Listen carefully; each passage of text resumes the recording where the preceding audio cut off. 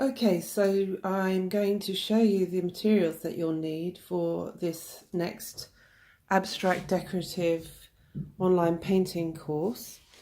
First of all, we have the canvas, which actually measures in inches 16 inches by 24 inches, and in centimetres 40 centimetres by 60 centimetres. And it's a thin-edged canvas, stretched it. And also we need, of course, paint. So I've got a variety of different paint colours, and I've fallen in love with a pigment called phthalo blue, and that's pronounced P-T-H-A-L-O,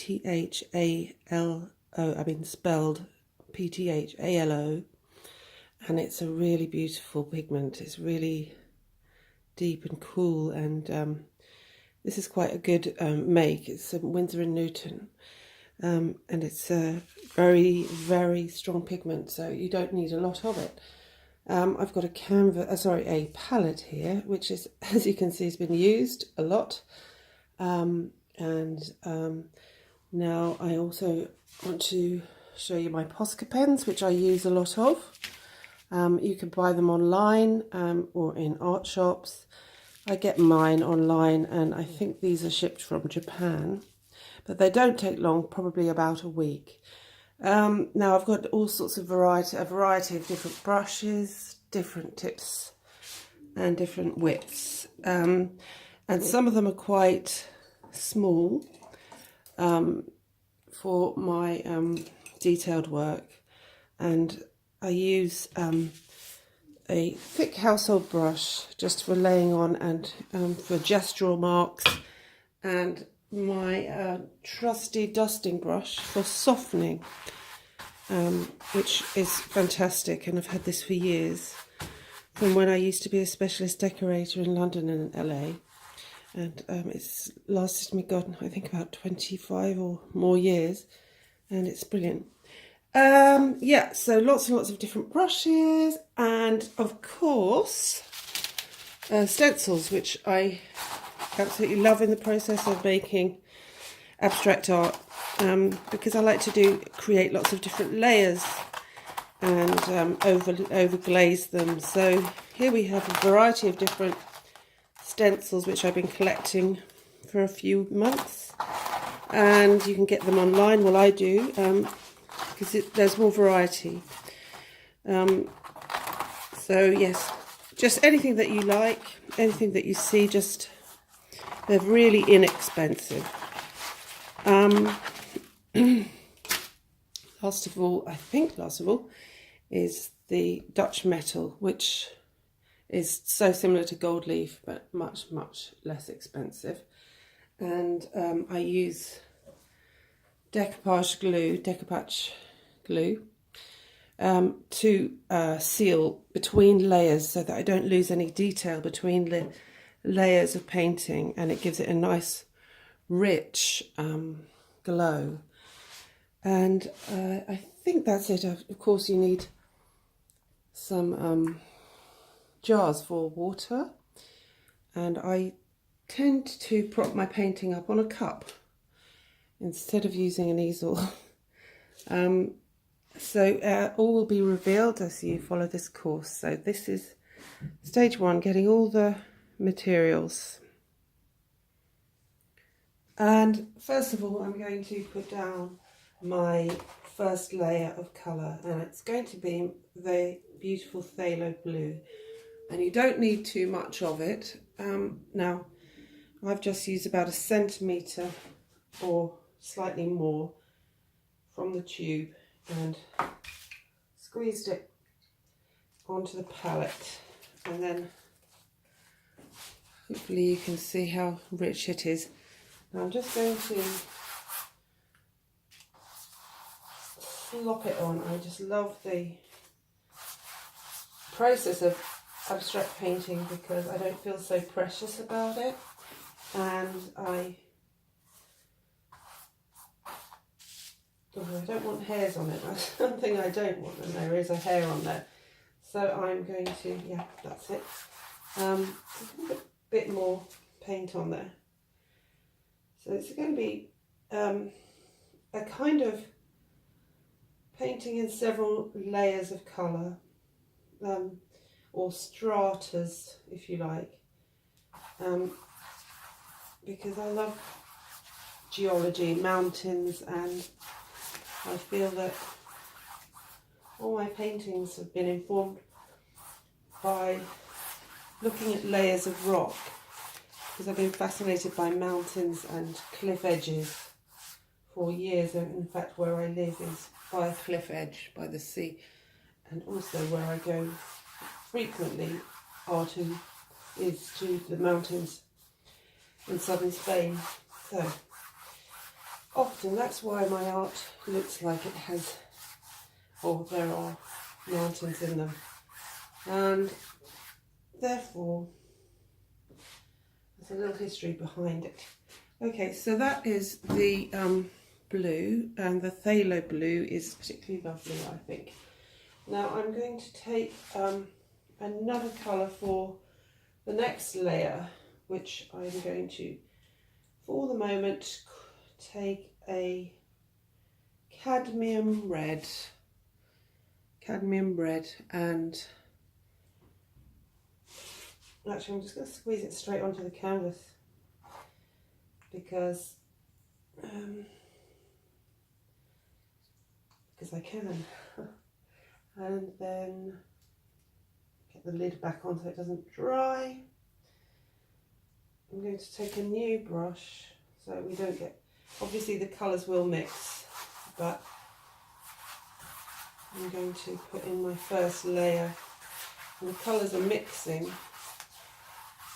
but this is just the very first layer, and lots more will follow.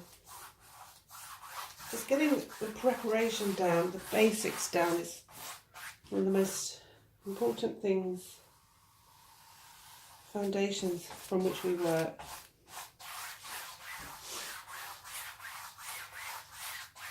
So that's the cadmium red, which is mixed with the blue in this case, and become a kind of dark brownish red.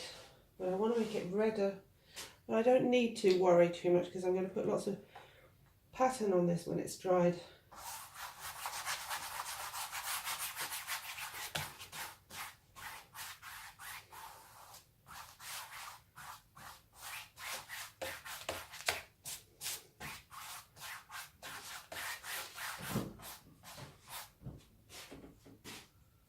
Put that in the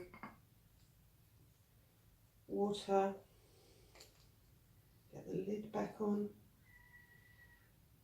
Right, I'm going to allow that to dry, and I have a hairdryer to dry these two layers.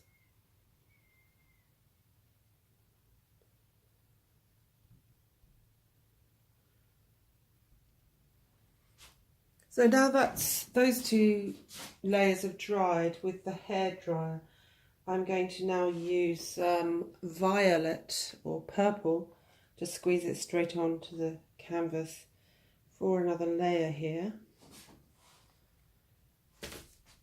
And I'm going to take it up like that.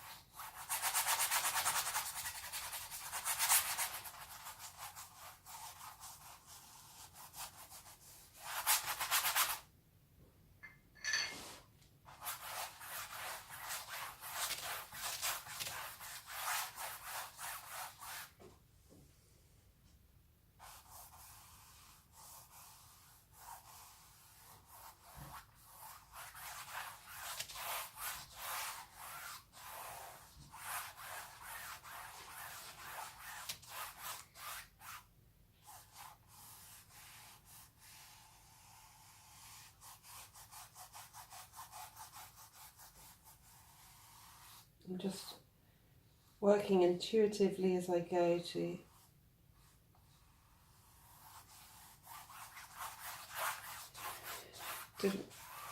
create the shapes that I feel work. And that's the way I encourage you to do that, to do the same. Just trust in your inner knowing of how things work. Or you may just copy exactly how I am doing it, of course. So there we have that particular layer. I'll just take the camera around to show you the front. And now I'm going to use the hairdryer again to dry that purple layer, so because I want a very clean line, I don't want it to merge. And now for this last layer on the bottom, I want it to reflect this or be a symbol or metaphor for the sea. Clearly this is abstract painting, so there's no literal references, but obviously metaphorical, symbolic references come into my realm of understanding for abstract painting. So I've got this turquoise, which is Winsor and Newton. Nice